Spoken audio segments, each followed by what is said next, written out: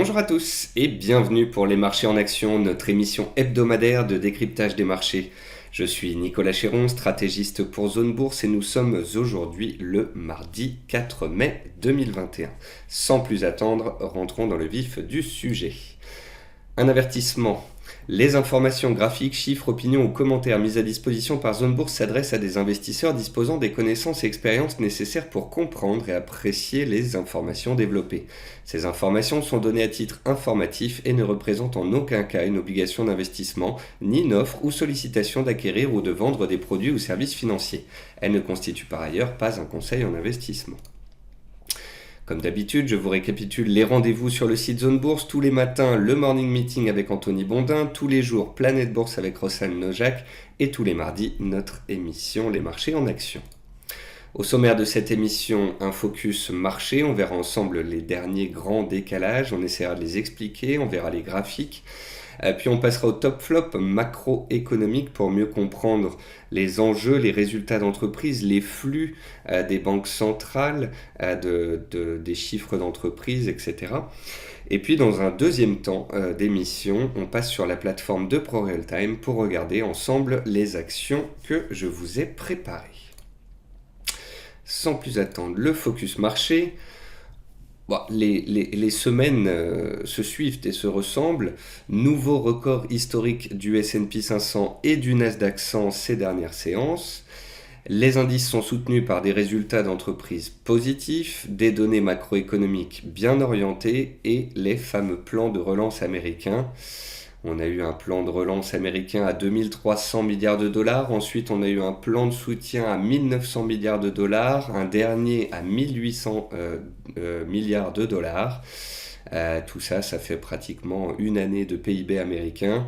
Relance historique aux États-Unis où on attend la plus forte croissance de ces 30 dernières années en 2021. Le fameux effet rebond après l'année Covid en 2020.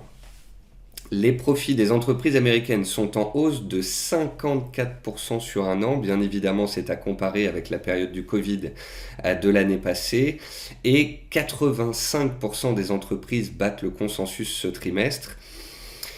Je pense que les résultats d'entreprise sont excellents, mais qu'ils étaient attendus excellents. Et c'est la raison pour laquelle parfois on a des résultats de sociétés qui sont très très bons et pourtant les cours ne montent pas plus.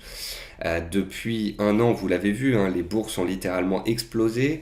Entre le creux du Covid en mars 2020 et les cours actuels de la bourse mondiale, on a pratiquement pris 100%. Donc oui, la reprise espérée de 2021 est désormais en bonne partie pricée par les marchés. Ça veut dire que les bons chiffres qui tombent actuellement sont dans les prix parce qu'ils étaient anticipés. Des chiffres macroéconomiques qui sont très bons mais anticipés, des résultats d'entreprise, même chose. Vous avez pu le voir récemment, on a des entreprises notamment dites Covid, comme Eurobio ou Euromedis qui ont publié de superbes résultats, parfois un petit peu même supérieurs aux attentes, mais il suffit qu'il y ait un manque de visibilité sur les perspectives ou qu'il y ait un chiffre qui ne plaise pas dans la publication pour que cette dernière engendre des prises de bénéfices. On a encore vu il y a quelques jours LDLC publier des résultats stratosphériques supérieurs aux attentes et pourtant les cours ne montent pas plus. Tout simplement parce que ces bons résultats étaient espérés, étaient anticipés par les marchés et du coup certaines publications engendrent plutôt des prises de bénéfices que des accélérations haussières. Les membres de la Fed nous rappellent, alors parfois c'est Jérôme Powell, parfois d'autres membres comme récemment Williams, les membres de la Fed jugent important de ne pas surréagir à la volatilité des prix sur les matières premières et l'inflation. En effet, on s'attend à une croissance économique historique en Asie, aux États-Unis, en Europe en 2021. C'est la raison pour laquelle les prix des matières premières aussi sont remontés tellement fort. Il y a un redémarrage très rapide de la consommation, de la production. Et donc on se retrouve dans une sorte de situation de squeeze où on a d'un coup une énorme demande qui n'arrive pas à être satisfaite.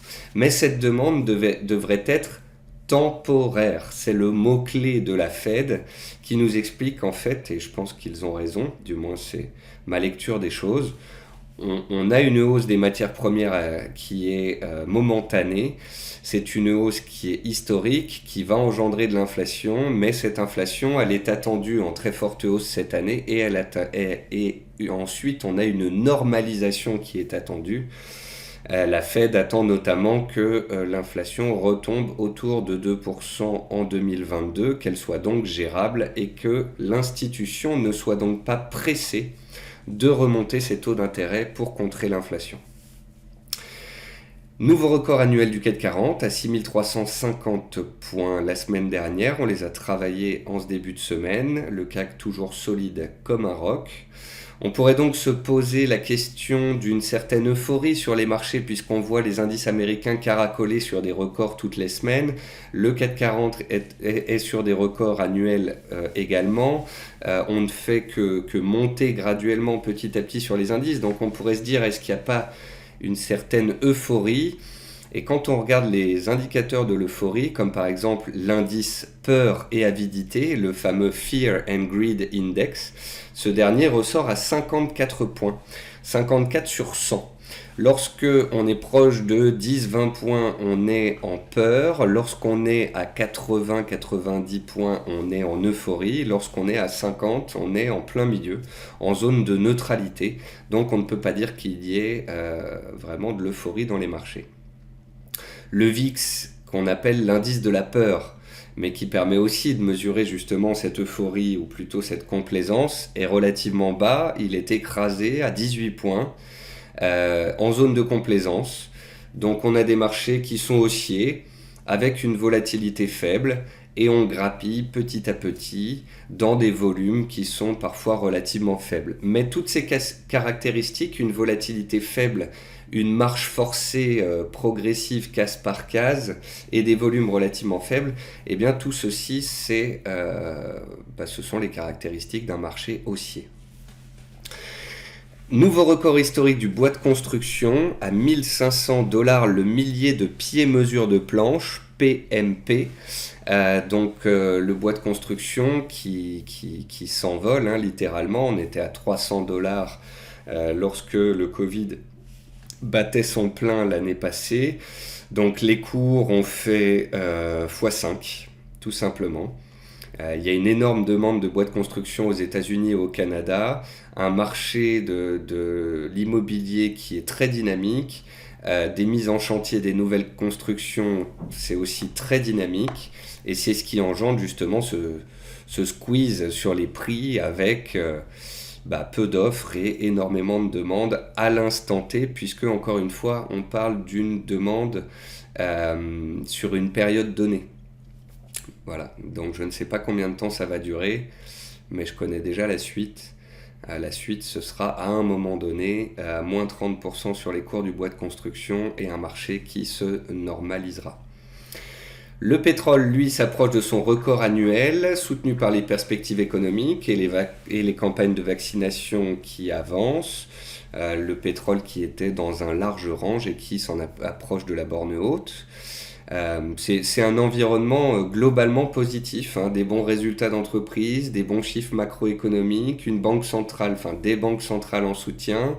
Les banques centrales nous expliquent qu'il y a de l'inflation, mais qu'elle est momentanée et donc que ça ne les force pas à arrêter leur programme de soutien. Jérôme Powell nous rappelle qu'il y a encore beaucoup d'efforts à faire, qu'il y a encore des millions de personnes, 8,5 millions de personnes au chômage aux États-Unis et qu'il faut leur trouver du travail et qu'il faut créer les conditions pour que ces personnes reviennent travailler et donc que la Fed soit en soutien de l'économie et des marchés. Donc vraiment un environnement d'appétit pour le risque globalisé.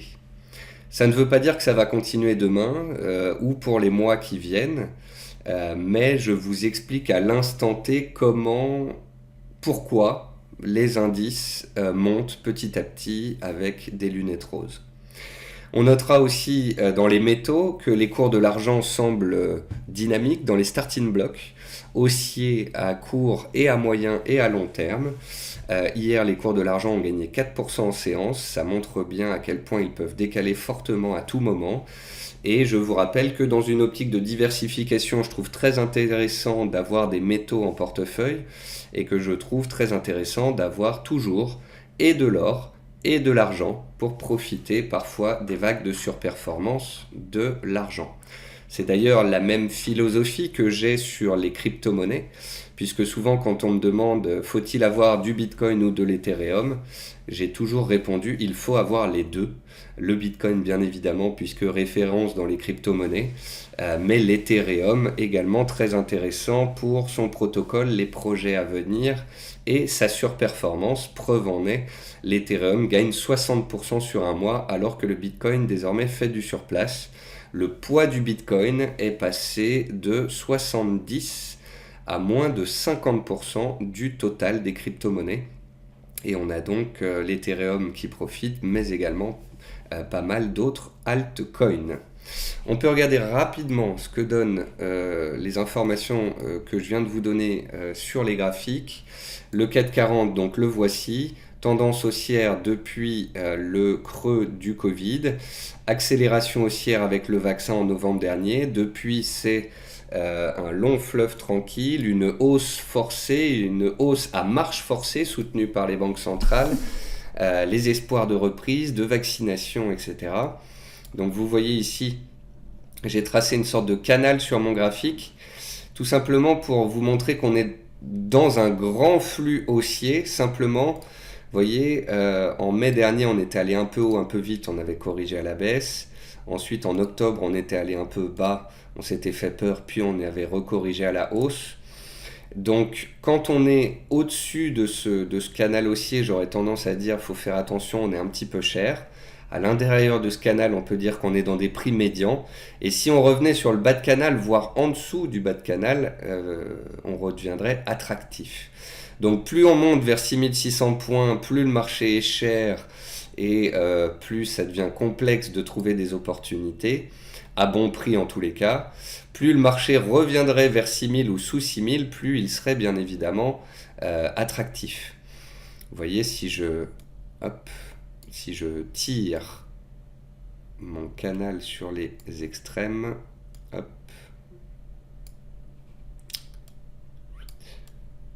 là, tac, à peu près, voilà. Vous avez un large canal haussier de fluctuation avec 6500, 6600 en borne haute tout là-haut et avec 5004, 5006 tout en bas. Voilà. Ça ne veut pas dire qu'on va descendre à 5500 points. Ça veut juste dire que si on y allait sur un accident, sur un malentendu, eh bien les marchés deviendraient de nouveau attractifs. Au cours actuel, ça devient un peu plus compliqué. Vous l'aurez vu d'ailleurs, le nombre d'opportunités baisse, les grosses capitalisations montent, les opportunités sur les small et les mid caps se font plus rares. Donc il faut être un petit peu plus sélectif qu'avant. On regarde rapidement les autres actifs. Le pétrole, haussier, soutenu comme les indices, bercé par la thématique bon résultat plus perspective favorable. Les cours de l'argent qui me plaisent toujours autant à moyen long terme dans une optique de diversification. Pour moi, la zone actuelle, c'est une zone d'accumulation rationnelle puisque je pense qu'à long terme, les cours de l'argent sortiront de cette zone de neutralité par le haut. On cassera les $30 et on ira en direction des 35-40 $. C'est un scénario de moyen long terme, ça peut prendre 3 mois comme ça peut prendre 2 ans. À titre personnel, moi je trouve l'argent très intéressant et j'en ai en physique et j'en ai aussi en bourse. Je trouve plus intéressant, vous voyez, de prendre de l'argent que de l'or. L'or qui est toujours un petit peu faiblard, toujours pressurisé par le niveau des taux, les taux réels aux États-Unis, qui dit reprise, qui dit inflation, dit hausse de taux, et l'or est inversement corrélé avec les taux. Donc tant que les taux sont solides, l'or n'arrivera pas à se défaire de cette correction baissière dans laquelle il est depuis 6 mois. Mais si à un moment donné, pour X ou Y raison, retard dans les vaccinations, retombée des prix de l'inflation, retombée des prix des matières premières, on pourrait avoir des taux qui se calmeraient et l'or qui entamerait peut-être une reprise haussière. On a les prémices d'une reprise haussière, mais je trouve ça un peu tôt. Et puis encore une fois, je préfère les cours de l'argent aux cours de l'or. Et puis on peut jeter un coup d'œil au Bitcoin qui est, on va dire, neutre sur les 2 derniers mois, toujours haussier à long terme, toujours haussier sur l'année qui vient de passer, mais neutre sur les 3-4 mois qui viennent de passer. La star du moment, comme je vous le disais, c'est l'Ethereum qui a pratiquement triplé depuis la cassure de ses anciens plus hauts historiques datant de 2018, janvier 2018. On a cassé ce niveau, on a fait un pullback dessus, puis c'est reparti à pleine vitesse. Et encore une fois, je trouve intéressant les cryptos dans une optique de diversification pour un investisseur action de moyen long terme, avoir 1%, 3%, 5%, 10%, fonction du profil, fonction de vos préférences, de votre âge, de votre propension à acheter des crypto-monnaies qui ne sont encore une fois pas des parts de société. Donc voilà pour ces différents actifs. On peut repasser sur la présentation. On va passer au top flop macro. Déjà donc les chiffres du Covid. Aux États-Unis, les vaccinations vont bon train et le nombre de pourcentages diagnostiqués avec le Covid est en baisse. La baisse graduelle depuis le début de l'année, baisse qui s'accélère actuellement, c'est une bonne chose. On a aussi des chiffres encourageants en Europe. En Inde, on a des chiffres qui sont pas bons, mais ça ne semble pas impacter les marchés. À New York, vous voyez ici donc pareil, le nombre de cas de Covid qui a très fortement baissé. Donc ça, c'est l'espoir qui nourrit les marchés pour dire on reprend en Asie, puis aux États-Unis, puis bientôt en Europe. Et plus on vaccinera, plus le Covid partira et plus les marchés seront libérés. Un graphique pour vous rappeler que sur 200 ans, les actions, c'est le meilleur placement qui existe. On peut avoir des bons du trésor, on peut avoir de l'or, on peut détenir de l'argent en coffre-fort. L'argent qui se déprécie avec le temps. En 200 ans, 1 dollar est devenu 0,05 dollars, donc le dollar a été divisé par 20.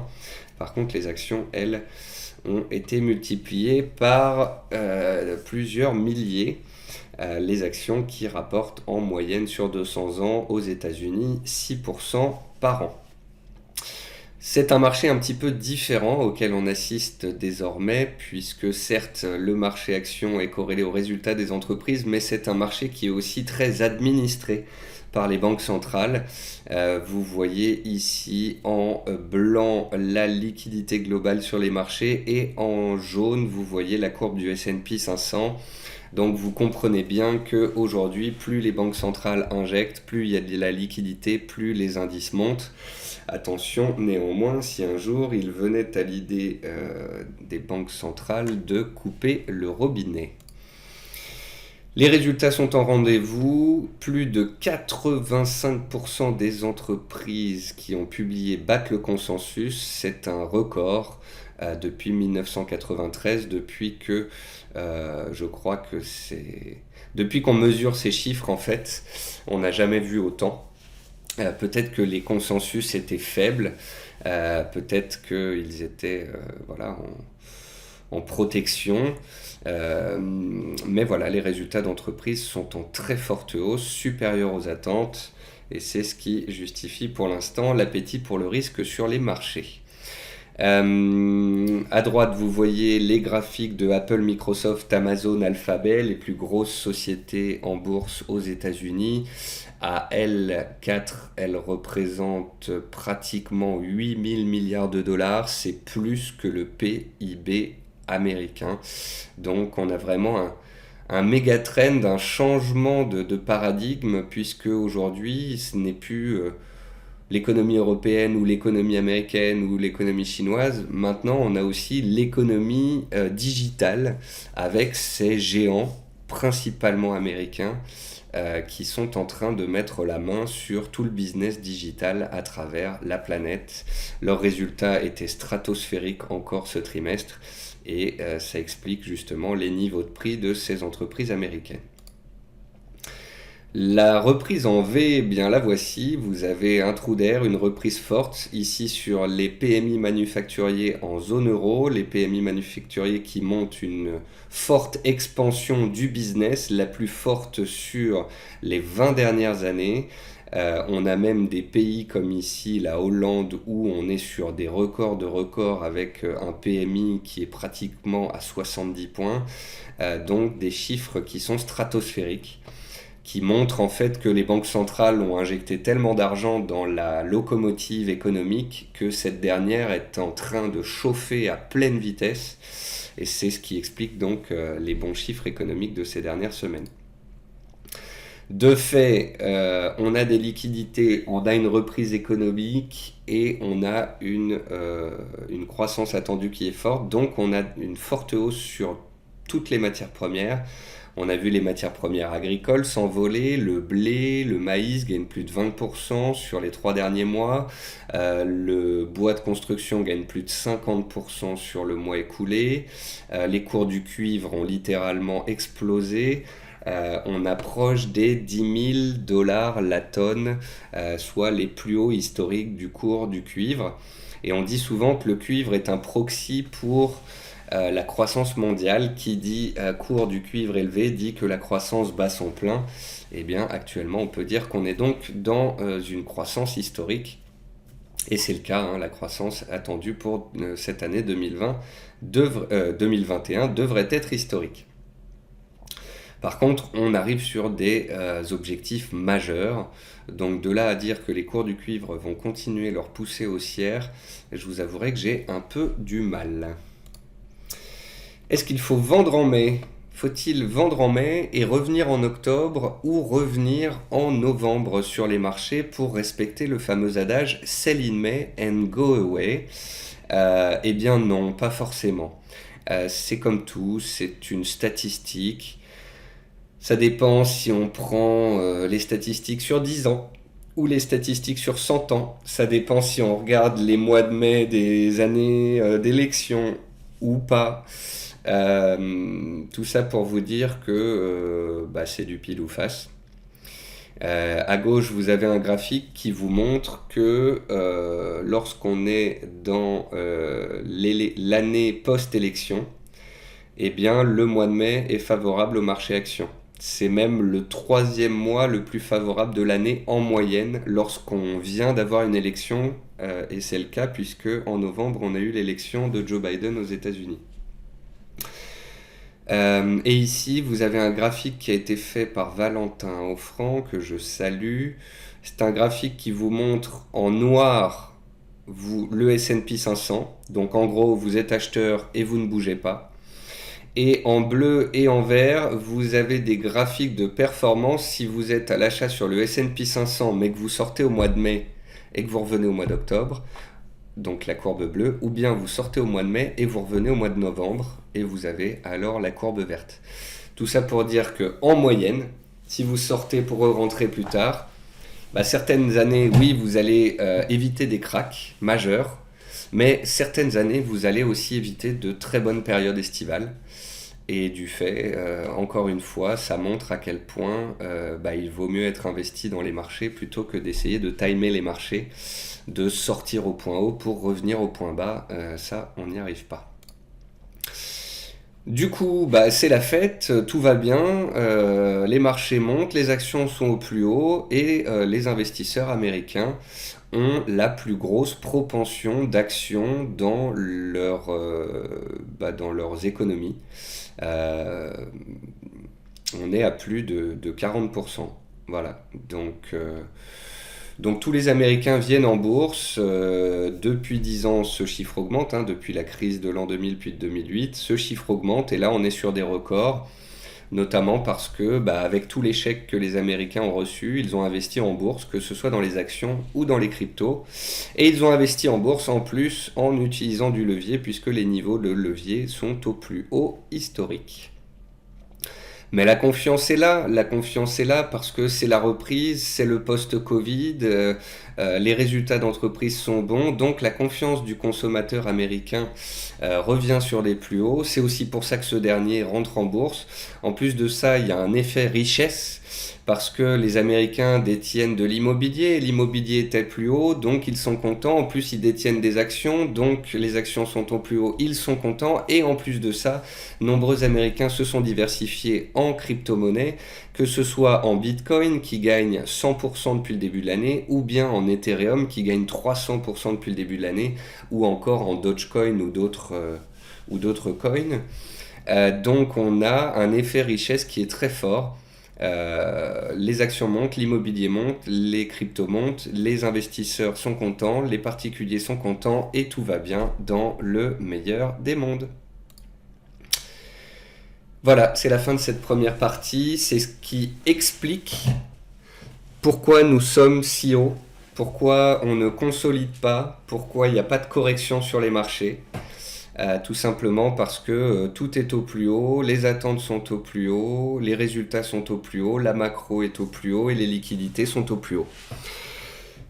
Et vous allez me dire, oui, mais Nicolas, ça dure ad vitam aeternam. Et ben franchement, je vais vous le dire en toute sincérité, je n'en sais strictement rien. Je discute avec des jeunes, des moins jeunes, des expérimentés. Personne ne sait. Avant, il y avait des théories de cycle économique, il y avait des théories sur les soutiens des banques centrales, sur les taux bas. On ne sait pas ce que ça engendre, des taux négatifs pendant des années ou des taux très bas pendant des années. On ne sait pas ce que 10 ans de quantitative easing dans les marchés et l'économie va engendrer. Et comme le disait Warren Buffett en fait dans son allocution trimestrielle, bah on verra bien. Pour l'instant, on profite et puis on verra bien s'il y a des effets pervers qui sont engendrés. Et tout cela me fait penser au jeu des chaises musicales. Je vous en ai déjà parlé à plusieurs reprises dans les émissions. Tant que la musique bat son plein, on continue de danser. Tant que les marchés sont haussiers et que les indices font des plus bas de plus en plus haut, on est à l'achat sur le marché action. On utilise des stocks de protection pour au cas où si ça se casse la figure. Et puis de temps en temps, on allège son portefeuille, on prend des gains, on crée des poches de liquidité. Et tant que le marché sera soutenu, tant que ce sera haussier, eh bien on continuera de profiter. Pour ceux qui veulent jouer la baisse, il faut attendre des signaux. Sinon, vous en prenez plein la tronche, mais ça, je pense que vous l'aurez constaté par vous-même. Et pour ceux qui sont un petit peu scotchés sur des valeurs, vous aurez remarqué qu'il y a des rotations sectorielles qui sont fortes. Un coup les biotech, un coup les pharma, un coup les valeurs Covid, un coup les grosses valeurs. Donc je pense que c'est aussi un marché dans lequel il faut être un petit peu plus agile, prêt à rentrer, prêt à sortir, prêt à couper plus rapidement, être un peu plus agile, un peu plus court-termiste, en espérant peut-être qu'à un moment donné on ait une correction de 3, 5, 7, 10%, que sais-je, et que l'on puisse acheter de beaux dossiers moins chers. Vous êtes nombreux aussi à me dire que vous attendez gentiment un trou d'air sur le CAC 40 et sur les belles valeurs pour pouvoir les acheter moins chères. Je peux le concevoir. Dans ces cas-là, il faut s'armer de patience. C'est l'heure de la pause café. Je vous affiche le programme des actions que l'on va regarder dans cette deuxième partie d'émission. À tout de suite.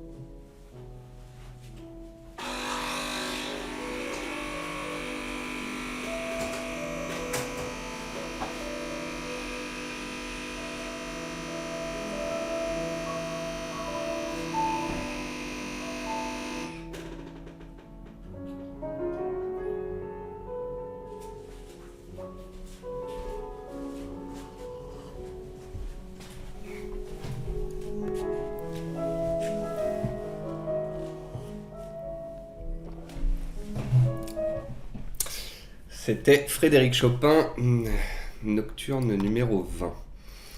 On passe donc sur ProRealTime. Alors j'ai retiré la webcam parce que ça utilisait beaucoup de bandes passantes et ça prenait beaucoup de temps pour publier en ligne. Je vais voir si je peux utiliser la webcam dans les prochaines émissions comme je l'ai fait lors de la dernière. Mais avec une image un peu inférieure, que ça prenne pas des heures à fonctionner. On passe donc sur les actions, 3 catégories comme d'habitude. Action France, action trend following, action internationale, des cas d'actions que l'on surveillera si elles donnent des signaux, des actions qui sont déjà bien hautes mais où on approche d'objectifs, d'autres qui approchent de support. Donc on va voir toutes ces configurations-là. Merci en tous les cas à tous ceux qui m'envoient régulièrement des idées. Alors, on commence avec BIC. Là, c'est un exemple pour vous montrer ce que c'est qu'un retournement majeur de tendance. Ici, en plus, on a une sorte de figure assez intéressante en épaule, tête, épaule. Donc vous avez un premier creux, un nouveau plus bas, un deuxième creux, donc épaule, tête, épaule inversée, avec une ligne de cou. Vous voyez, donc une ligne de cou horizontale ou un peu oblique, que l'on a cassée et où on a donné un signal fort.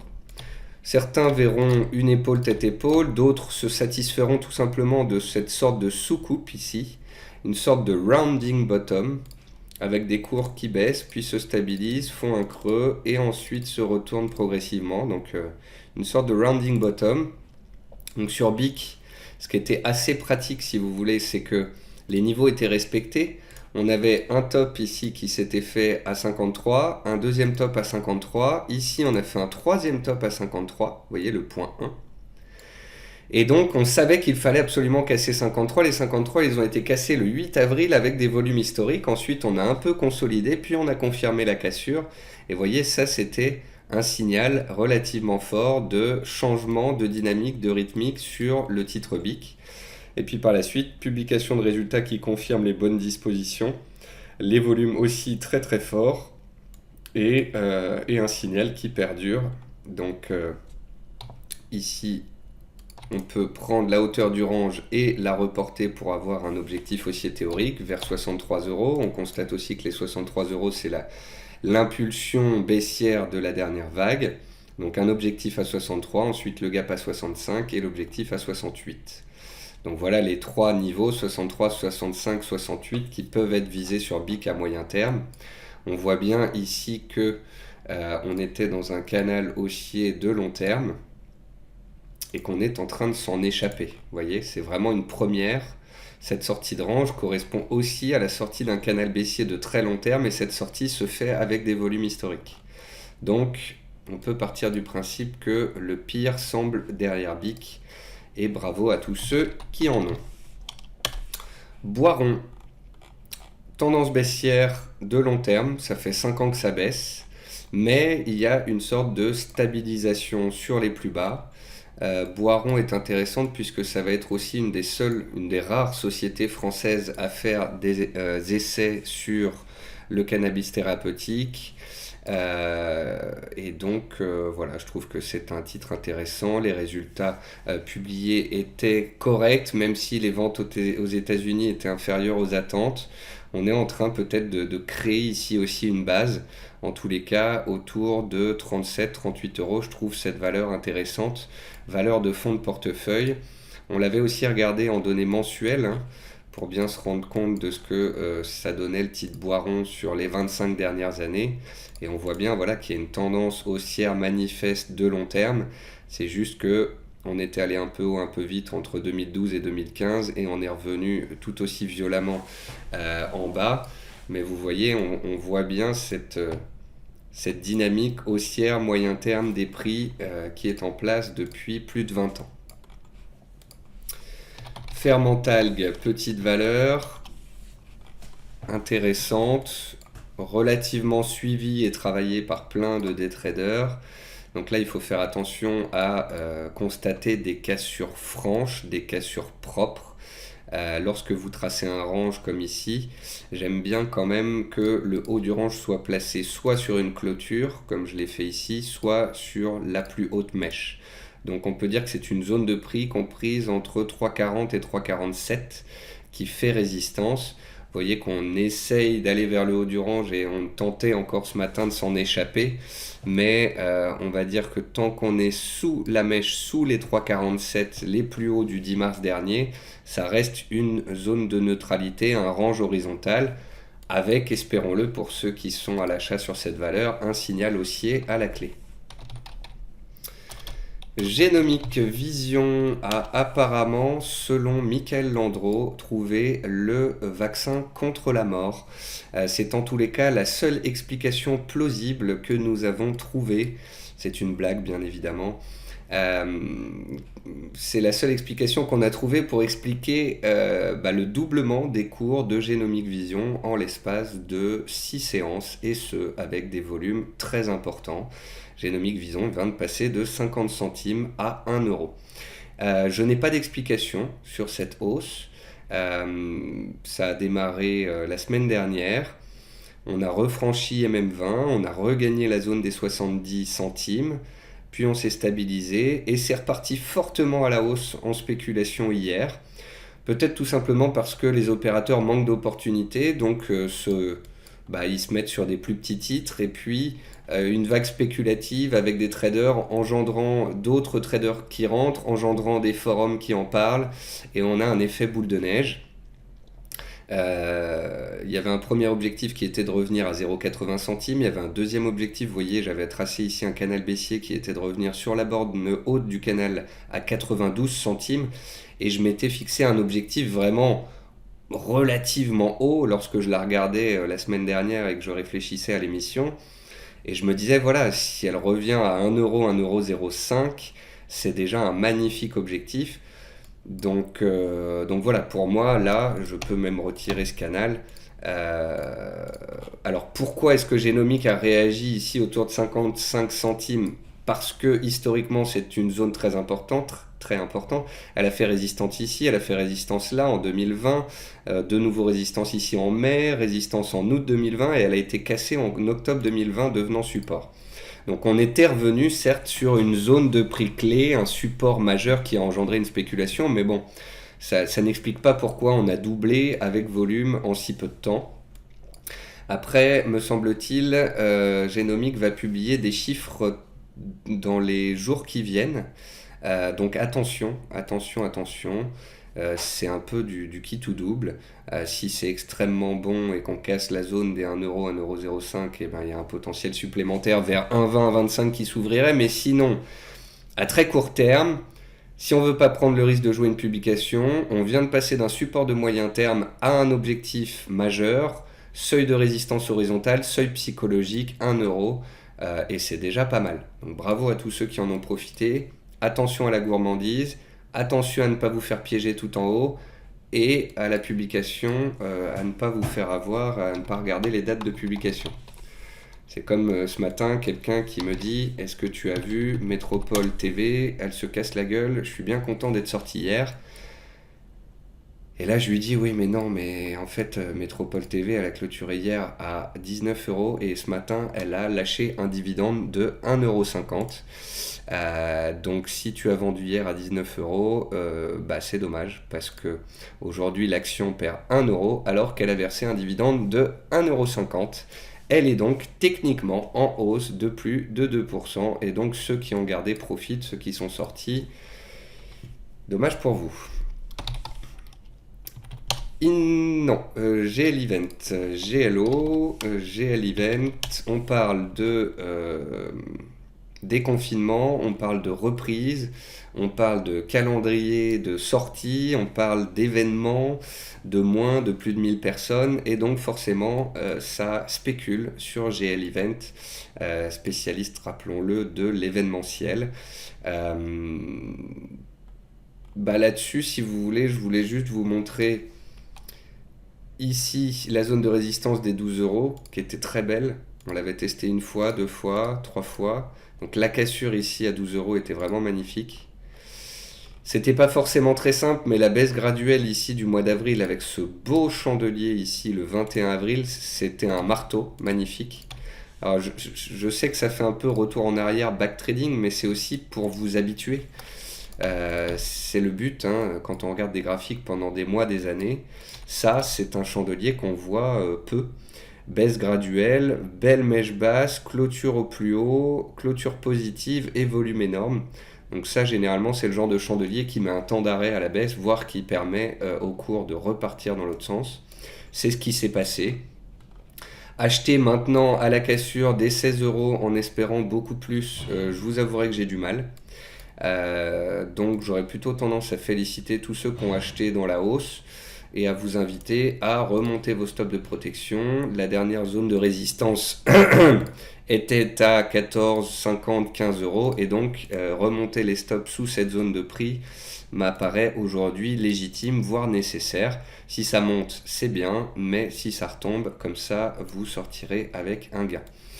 On pourrait dire que on vient de casser une zone historique à 16 euros, que c'est le début de quelque chose, mais je sais pas, j'ai du mal avec cette vision des choses. On a aussi ici un niveau à 16,50 qu'on avait travaillé d'accélérer de nouveau en mars dernier. Je sais pas, j'ai un peu de mal. En tous les cas, bravo à ceux qui ont eu l'idée, qui sont dedans et qui se laissent porter. Mais rentrer maintenant ne me rendrait pas confiant.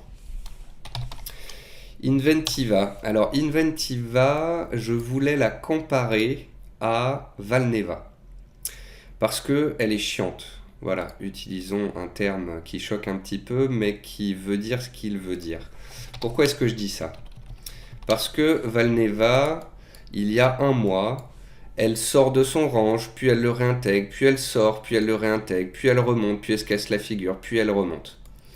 Et ce que je vous expliquais en fait il y a un mois, c'est que Valneva, parce qu'elle était chiante, ne se tradait pas. On investit dans Valneva. Vous voulez investir dans Valneva, vous croyez en sa recherche contre le Covid, que va y avoir des contrats qui vont tomber. Eh bien, ce que je vous disais, et c'est la raison pour laquelle je l'avais fait, j'ai écrit une analyse à 10,50 € ou 10,80 €, je ne sais plus, dans laquelle je mets un stop sous les 9,50 et où je vise les 14,90. Objectif atteint hier. Et je disais, voilà, vous voulez jouer Valneva, vous l'achetez, vous mettez un stop de 10%, un objectif de 40%, et puis basta. Mais vous rentrez pas, remontez les stops, ressortez, de toute façon, elle fera tout pour vous sortir.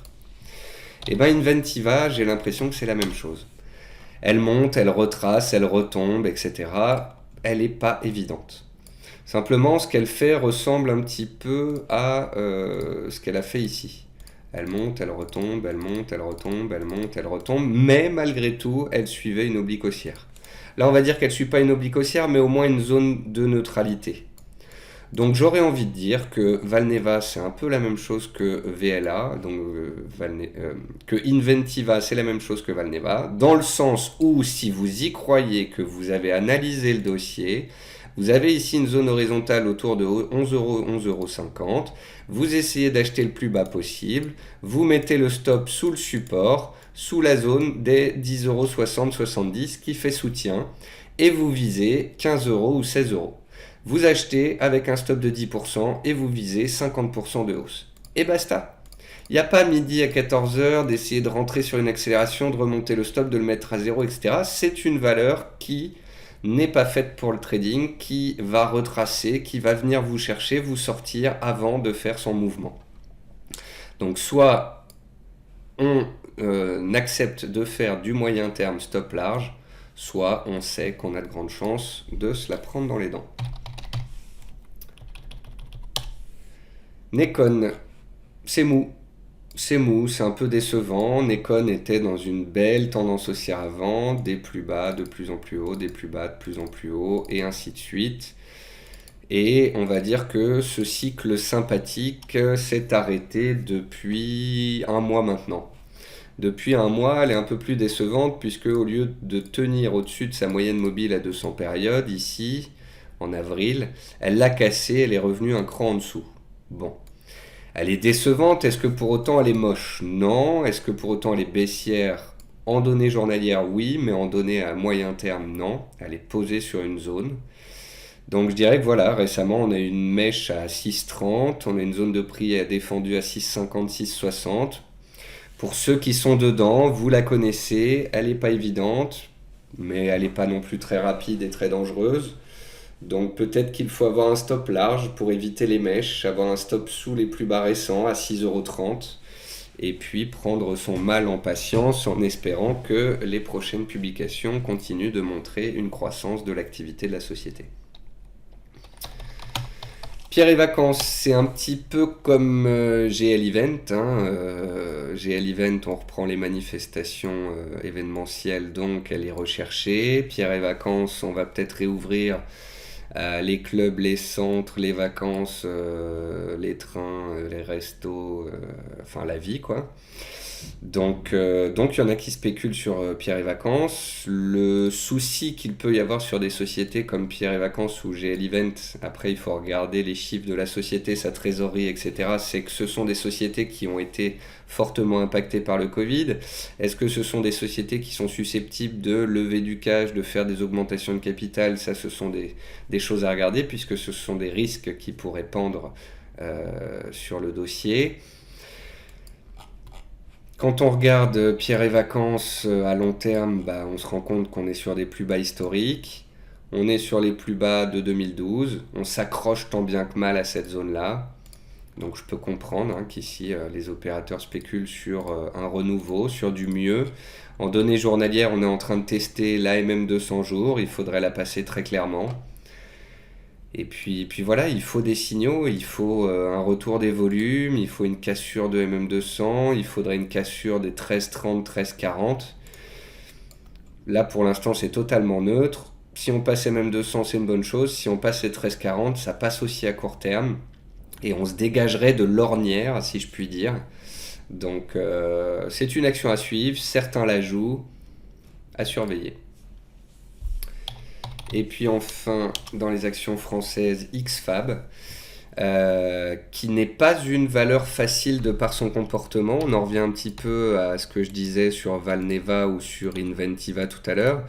XFAB était dans une belle tendance haussière ici jusqu'au mois de février. Ensuite, il y a eu un peu d'eau dans le moteur, trou d'air, baisse. Si vous êtes court-termiste et que vous étiez acheteur un peu tardif, vous vous êtes fait un peu avoir. Si vous faites du moyen terme stop plus large, c'est-à-dire que vous voyez dans la montée elle a créé un support ici, elle est revenue sur le support, elle est revenue sur le support, bref, si vous étiez un investisseur de moyen terme avec un stop sous le support, sous les 6 €, vous n'avez pas stressé. Après, si vous étiez un court-termiste acheteur à 7 €, forcément c'est un peu plus dur, voire vous avez été stoppé. Par contre, pour l'investisseur moyen terme qui avait un stop sous 6 €, c'est passé. Et puis maintenant, on va peut-être pouvoir le remonter sous les 7,20 € le stop. Puisqu'on est en train de faire des plus bas de plus en plus haut, qu'on est en train de créer des zones de support et qu'elles tiennent. C'est un titre en trend following, on est haussier, on a donné un signal haussier de moyen terme en cassant les 6 €. Si vous êtes acheteur de moyen terme, bah vous vous laissez porter. Si vous souhaitez rentrer sur le dossier, vous espérez un retour vers une zone de soutien vers les 7,50 €. Et puis vous la mettez à profit avec des stops sous les 7,20 € ou sous les 7 € carrément.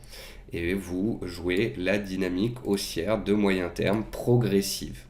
Après, vous voyez bien que quand on est un investisseur de moyen terme, bah, on tient ses valeurs plus longtemps, on peut tenir des corrections parfois de 20-25%, mais parce qu'on joue des trends haussiers de long terme avec des grosses performances à la clé. Donc après, à vous de voir, fonction de votre profil, du type de valeur que vous aimez, si vous êtes plutôt court-termiste. Mais dans ces cas-là, plutôt agile, plutôt habile, avec des entrées timées, des stops de protection et avec, on va dire, un temps devant l'écran qui est supérieur. Ou bien si vous faites du moyen terme, stop large avec une vision d'investisseur. On va passer aux actions Trend Following et GLB. On commence avec Artefact. Artefact qui est vraiment une valeur trend following magnifique depuis le trou d'air du Covid, depuis avril 2020. Bon, faut pas oublier qu'on est passé de 60 centimes à 4,80 €, hein, donc on a fait un beau parcours. Ce qui est génial avec cette valeur, c'est que Elle monte, elle fait une conso, elle monte, elle revient tester le support, elle remonte, elle revient tester un support, elle remonte et ainsi de suite. Donc voilà une belle valeur de moyen terme en trend following qui fait des plus bas et des plus hauts de plus en plus haut. Après, pour ceux qui voudraient entrer sur ce type de dossier, bah, on espère toujours un retour sur une zone de résistance devenue support. Donc maintenant, la zone des 3,84 euros pour faire large. C'est la zone de soutien qu'espèrent certains pour rentrer sur repli. Pour ceux qui sont à l'achat haussier dans une optique de moyen terme, bah, faut des stops au minimum, je dirais même pas sous les 4 euros, mais sous les 3,80 €, 3,75 € pour avoir un stop large, pour avoir un stop sous l'oblique de tendance haussière. Donc c'est là où parfois, bon bah, c'est vrai que ça peut être frustrant hein, d'acheter une valeur à 3,80 €, elle monte à 4,70 €, elle redescend à 4 euros pour ensuite remonter, espérons-le, à 5. Ça demande du temps, de la patience parfois de passer de plus 25% à plus 10, à plus 25 de nouveau. Mais c'est ça, hein, l'investissement, on achète un peu, on laisse monter, on remonte les stops, on en rachète un peu et ainsi de suite. Et on accompagne le dossier au fur et à mesure de sa tendance haussière. Après, on peut parler un peu du luxe. On va dire que aux États-Unis, ils ont les valeurs technologiques. En France, on a le luxe. C'est vraiment phénoménal ce que les valeurs du luxe sont en train de faire. Petit joueur que je suis, j'ai fait une stratégie à l'achat sur Dior autour, dans mes souvenirs, de 420 pour viser 460. Super, j'ai mis 10% d'objectif. La valeur en a pris 40.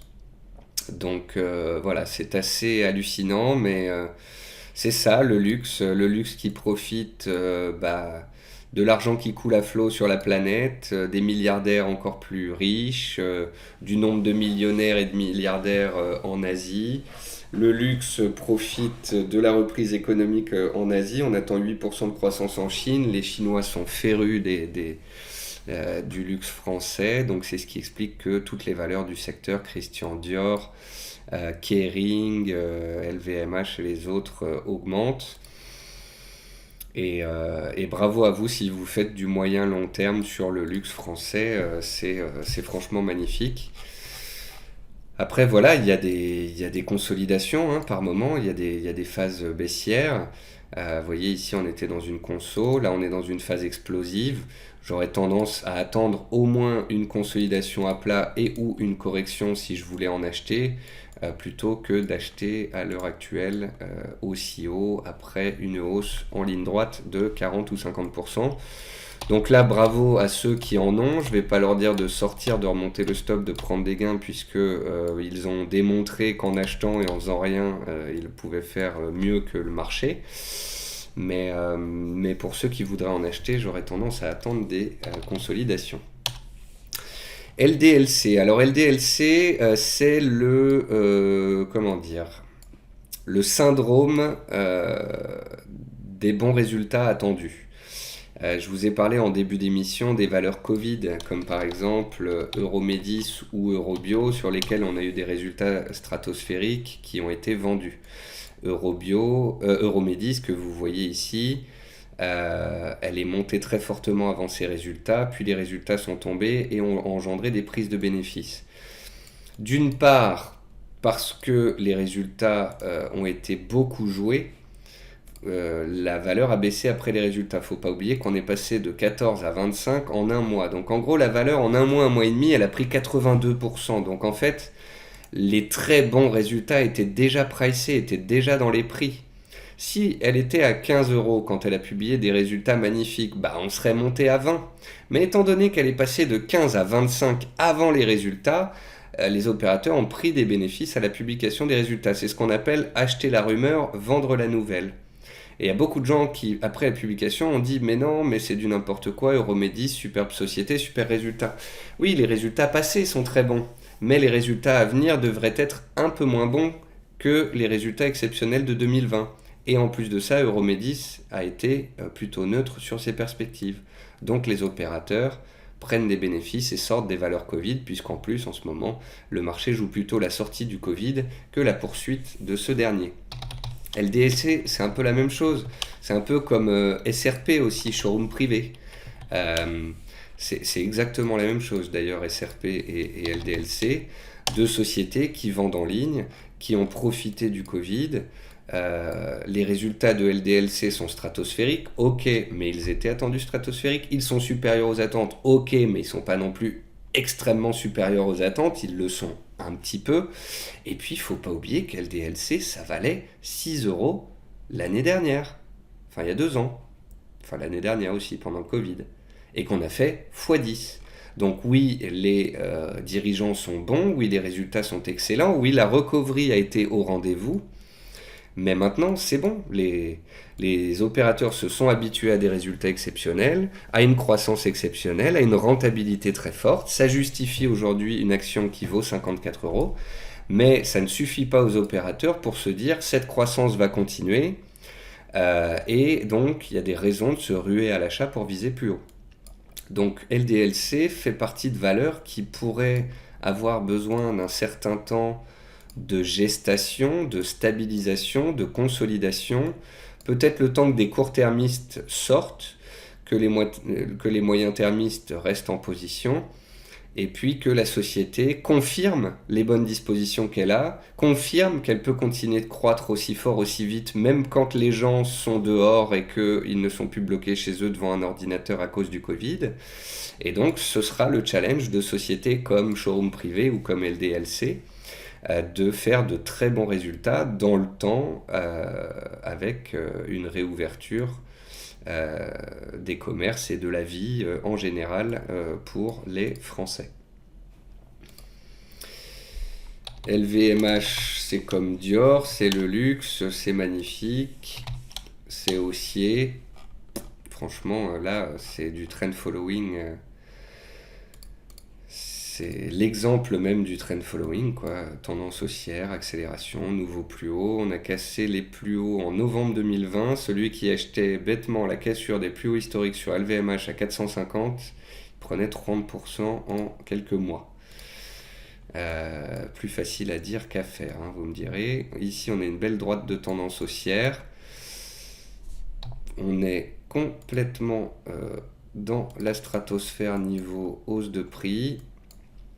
Si on se fixe comme ça des droites de tendance et qu'on imagine un CAC à 6500, 6700 points, bah on se dit que LVMH pourrait monter en direction des 680, 700 euros. Si par contre correction du CAC il y a pour ceux qui s'y intéresseraient dans une optique d'achat de court terme, il y a un support ici, enfin un gap à combler sous les 600 euros. Et pour ceux qui voudraient vraiment acheter du luxe mais à bon prix en cas de correction boursière des marchés, donc je vous fais un parallèle avec le CAC. Le CAC haussier moyen terme ici, cher, médian, pas cher. Imaginons que cet été, j'en sais rien, mais au mois de juin, il y a une correction majeure, on perd 10%, le CAC revienne à 5008. Eh bien, une valeur comme LVMH pourrait revenir à ce moment-là vers 5540, 550. Voilà. Donc achetez maintenant, non merci. Si vous êtes acheteur court terme, 600 euros à surveiller. Acheteur de moyen terme, 540 euros. Si vous êtes déjà dedans, bravo. Et pour les prises de bénéfices, ce serait aux abords des 700 euros. Ensuite, on regarde Sartorius Stedim, superbe valeur française à moyen long terme. C'est un peu comme Biomérieux, mais en plus haussier, puisque Biomérieux, elle a un peu du plomb dans l'aile ces derniers mois.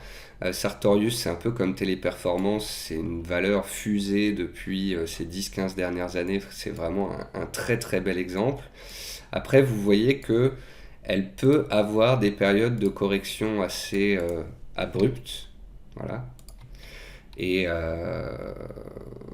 je trouve qu'elle est un peu, elle donne l'impression en tous les cas d'être un peu épuisée.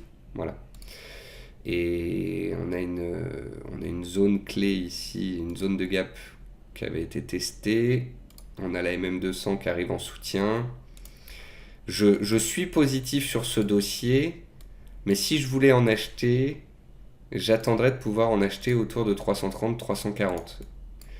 Alors, ceux qui en ont vont dire oui, mais non, moi je veux pas que ça baisse là. J'ai pas dit que ça baisserait là. Tant qu'elle fait des plus bas et des plus hauts de plus en plus haut, elle peut continuer en direction de ses plus hauts historiques, voire les dépasser, et j'espère que ce sera le cas pour vous.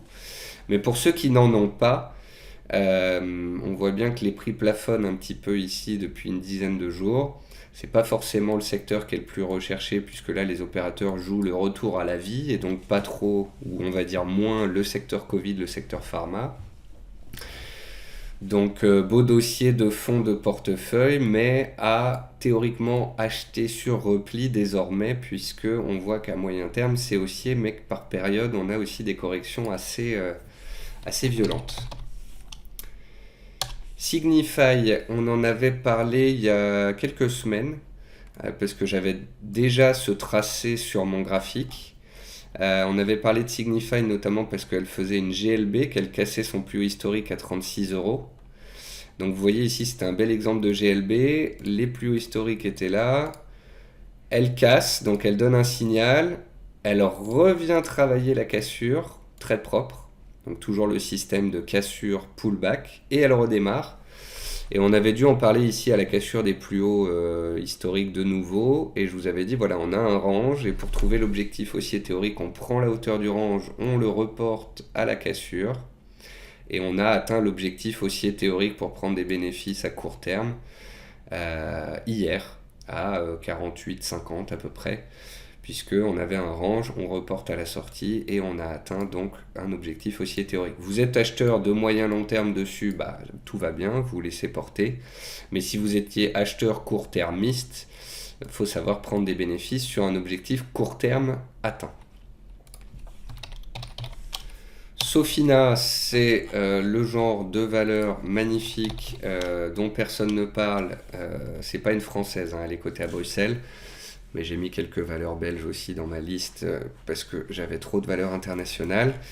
Donc voilà, une valeur haussière magnifique, en tendance, très puissante, à éventuellement acheter sur des niveaux de repli. Donc ici, on a un ancien plus haut à 300 euros. Si la valeur corrigeait, ce serait un moyen de pouvoir rentrer sur repli. Vous voyez, souvent, il y a une cassure qui se fait ici, un pullback, un deuxième pullback, ensuite on redémarre. Là, pareil, on monte, on a une cassure ici. Là, on pourrait avoir un pullback, qui sait pourquoi pas une zone de neutralité, puis ensuite un redémarrage. Donc, il faut laisser du temps au temps. Quand vous repérez une belle valeur haussière, mais qu'elle est un peu loin des supports, bah on attend un hypothétique retour vers les supports, quitte à la rater. Ensuite, Valneva, bah là c'était pourquoi j'en parle aujourd'hui, parce qu'elle a atteint l'objectif de l'analyse que j'avais rédigée sur Zone Bourse. Donc Valneva, je vous avais expliqué qu'elle était un peu complexe à trader, un peu difficile. Pourquoi est-ce que je vous avais dit ça? Je me répète un peu, mais c'est parce que j'en ai parlé tout à l'heure, mais sait-on jamais, au cas où des gens vont dans la vidéo directement sur Valneva. Valneva, elle a été complexe, elle a été chiante. Elle monte ici, elle retrace tout. Ici, elle ouvre un peu haut, elle retrace à l'intérieur, elle repart. Là, il y a une news qui lui fait faire une mèche, puis ça repart. Bref, si vous faisiez des achats, vous remontez votre stop, vous sortez, vous payez un peu trop, vous faites avoir. Là, vous avez remonté vos stops dans la montée, vous faites avoir. C'est pas une action de court terme. Et donc, voyant que tout le monde se faisait un peu avoir sur ces allers-retours, ces faux signaux, j'avais rédigé une analyse le 8 avril. 8 avril, bah c'est ici, sur le redémarrage haussier. Je l'avais fait à 10,90 €. Voyant qu'elle avait tenu MM20, qu'elle redémarrait, donc je vous montre l'analyse, 8 avril, cours d'entrée 10,90 €. Et je m'étais dit, je vais leur montrer achat 10,90, stop sous le range, objectif le plus haut annuel en cours de clôture, 14,90 €. Donc vous voyez, le but c'était d'être acheteur de cette zone de range en bas là, et puis d'arrêter de se poser la question, de remonter le stop, de renforcer. On paye, c'est aussi à long terme, on paye, on espère des bonnes news, on paye stop 10%, objectif 40%, et on bouge pas. Et on attend soit d'être stoppé, soit que l'objectif soit atteint. Et l'objectif c'était ici, 14,90 €, c'était le plus haut annuel en cours de clôture. Or, pour me fixer un objectif, j'ai préféré être prudent et prendre le cours de clôture comme objectif que de prendre la mèche le plus haut annuel comme objectif.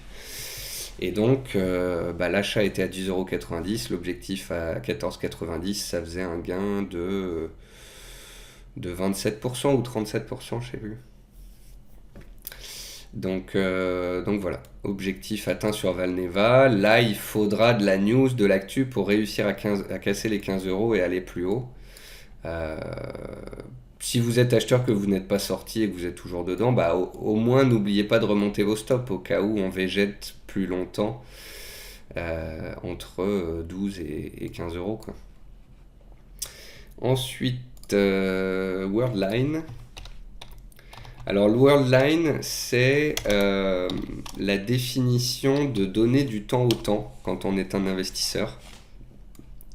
C'est-à-dire que Worldline, elle est haussière, elle est dans un canal haussier, mais elle peut prendre son temps. C'est-à-dire que vous voyez que le haut du canal haussier, il a bloqué pas mal de fois dans la hausse.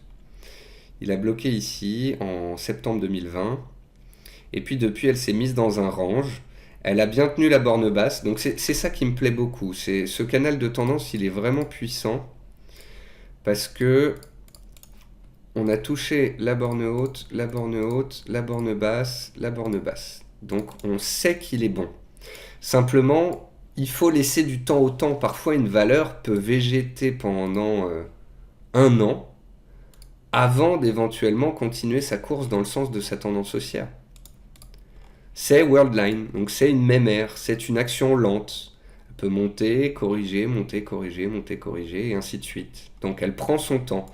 Donc si vous achetez la cassure des plus hauts annuels, des 82 €, et puis que vous faites avoir, et puis que ça retombe, oui, c'est pas facile. C'est un peu comme Valneva ou je sais plus de laquelle je parlais, Inventiva. C'est des actions de moyen terme. Worldline, elle s'achète en bas, là, 70 €, sur le bas de son range. J'en avais parlé à plusieurs reprises. Bas du range qui se confondait en plus avec le bas du canal. Donc aujourd'hui, si je voulais acheter du Worldline, j'attendrais ici, entre 71 et 73 €. Donc j'espérerais en acheter sur le bas du range, à proximité de la borne basse de mon canal haussier, en espérant qu'elle remonte vers le haut du range, puis qu'un jour elle le casse et qu'elle aille chercher à long terme la zone des 95-100 €. Voilà. Donc je surveillerai pour acheter à 72, pour viser ensuite 95. Ça veut dire acheter sur repli pour viser 30% de hausse, 20 à 30% de hausse à échéance 6 mois. Donc vous voyez, c'est pas dégueu comme performance. Simplement, il faut acheter proche des supports et non pas sur une hypothétique cassure. Et il faut laisser du temps au temps. Et puis pour finir cette émission, on va passer aux valeurs internationales. Alibaba, elle est un peu accidentée. Zone bourse, on est sorti en perte. Elle est à la confluence des chemins entre une tendance haussière de moyen terme et une tendance baissière qui est en place depuis 6 mois. Donc là, c'est le gros niveau de soutien vers 200-210 et gros niveau de résistance à passer, la zone des 245-250. Pour l'instant, c'est sous pression, dynamique baissière, dans un range depuis 3 semaines, donc il n'y a pas grand-chose à faire. Si on est déjà à l'achat, on espère qu'on sortira de la congestion par le haut. Mais c'est un peu tendu, autorité chinoise, changement de règles de la concurrence, amende, etc. C'est un dossier devenu un peu épineux. Apple, elle est à l'image du Nasdaq, elle est à l'image de Amazon, elle est haussière à long terme, à moyen terme, à court terme, elle est dans un range bloqué sous une zone de résistance clé, les 137-138 $, qui ont déjà bloqué une fois, 2 fois, 3 fois et 4 fois la semaine dernière. Donc que ce soit Amazon ou que ce soit Apple, pas de doute sur le fait que ces valeurs sont haussières à moyen long terme, mais à court terme, On échoue sous résistance, on est dans des petits ranges, si on en sort par le bas, ça peut corriger plus bas. Et pour ceux qui voudraient acheter sur des signaux forts, faudrait attendre des cassures franches. Soit on attend une correction, soit on attend la cassure franche, mais acheter maintenant pile poil sous résistance, c'est se mettre en gros en risque. Je vous montre Amazon. Amazon a publié des super résultats, mais elle n'a pas réussi à sortir de son range. Vous voyez, vous prenez le plus haut historique ici de septembre, elle l'a fait pile poil vendredi dernier avec la publication. Si ça casse, si et seulement si ça ouvre la voie aux 4000$ et plus, notamment si on annonçait un split sur Amazon, mais tant que ce niveau bloque, on est pile poil sous résistance, comme l'est le Nasdaq en fait. Vous voyez ? Le Nasdaq est aussi à moyen terme, à long terme, il est dans un range depuis 15 jours. Si on sort violemment de ce range par le bas, ça peut corriger sur un peu tous les titres techno. Si on arrive à en sortir par le haut, on continue dans ce doux rêve haussier. Et étant donné que sur certains titres comme Amazon ou Apple, on a des niveaux qui sont ultra clairs, ça invite à prendre des bénéfices sous ces niveaux pour revenir plus bas, ou bien de racheter si on casse les résistances, mais vu les échecs sous résistance, c'est pas très beau pour le moment. AT&T aux États-Unis, ici on est sous un niveau clé. J'ai regardé le titre dans le passé, ici fin 2018, 2019, début 2019, on a une sorte de TEI qui s'est faite sous une résistance qui était située vers 32$. On a réussi à travailler, à passer cette résistance, puis à remonter. Et vous voyez qu'un an et demi plus tard, c'est de nouveau cette résistance des 32$ qui bloque une fois, deux fois et encore au cours actuel. Donc c'est un peu comme sur Amazon ou Apple, quoique ici c'est beaucoup moins haussier à moyen long terme, puisque sur AT&T, voici le graphique des 5 dernières années. Mais c'est la même réflexion, puisque on est pile poil sous une résistance dans un range sous la borne haute. Donc si et seulement si ça passe en force, c'est cool, mais si ça ne passe pas, attention, il y a du potentiel sous les pieds.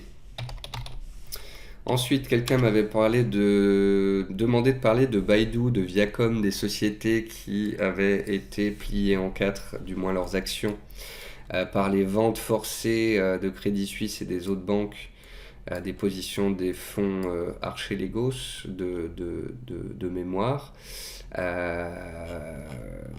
Ici, on est en train de revenir sur une zone qui avait été réactive, la zone des 180-90. C'est la zone de la MM200. Vous voyez qu'on est dans un range, on a peine à y tenir. Le Nasdaq peine à tenir sa zone aussi. Donc, si les valeurs tech consolident un peu, ce qui ne m'étonnerait pas, Baidu peut perdre facilement 10% et aller chercher la zone des 180 et la MM200 jours. Elle n'est clairement pas sortie de l'ornière. Ce n'est qu'une cassure par le haut ici des 230. 230 d'ailleurs, qui faisait support par le passé, ici et là, et qui ont fait résistance une fois cassé ici. Donc toujours l'analyse technique, un support cassé ici devient résistance par la suite. Bayer, je crois que jamais j'achèterai cette action. C'est baissier à long terme, et en plus ça détient Monsanto, qui est une boîte qui nous empoisonne. Donc typiquement le genre d'action que j'aurai jamais dans un portefeuille, et en plus une action qui est baissière sur 5 ans et qui est neutre sur 3 mois, 4 mois. Donc autant dire que je n'ai aucun intérêt dessus, ni technique, ni fondamental, ni déontologique. Nestlé, c'est beau, c'est aussi à long terme, là-dessus, il n'y a pas de doute. Après, c'est une valeur qui peut faire des vagues et qui s'achète lors des corrections. Vous voyez ici, il y a le trou d'air du Covid. Bon, c'est plus facile à dire qu'à faire, mais ici, pareil, on a eu un trou d'air de 15% à la baisse. Donc, ça me fait un peu penser à Worldline. Pourquoi est-ce que je vous dis ça ? Parce qu'il faut laisser du temps au temps. Vous voyez, Nestlé, elle est dans une longue tendance haussière, sauf qu'elle est peut-être allée un peu trop haute, un peu trop vite en 2019, et depuis elle piétine. Et si ça se trouve, elle va continuer de piétiner encore pendant un an, avant que sa tendance haussière de long terme ne reprenne et qu'on aille vers de nouveaux records. Donc si j'avais envie de mettre du Nestlé en portefeuille, de l'agroalimentaire, mondial, défensif, j'aurais tendance à attendre, à espérer des corrections majeures pour choper ce titre sur les 100 ou sous les 100 euros pour investir dessus dans une optique de moyen long terme. Mais j'achèterai pas maintenant après une hausse discontinue de 15%. PLBY Group, ça c'est l'exemple d'une petite entreprise aux États-Unis qui se cote sur le Nasdaq. GLB avec un blocage sous les 16,45, puis ça casse en force, puis on revient tester la GLB et on s'envole derrière. Depuis le début des cotations, ce titre a fait x5, donc c'est pas maintenant qu'il faut foncer dessus.